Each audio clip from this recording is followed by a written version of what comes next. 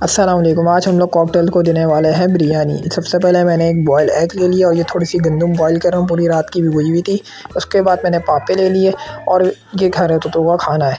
और फिर मैंने गंदम को निकाल के थोड़ा सा छान लिया, इसमें से सारा पानी वानी निकाल लिया और इनको अच्छे से मिक्स कर दिया पापे भी डाल के।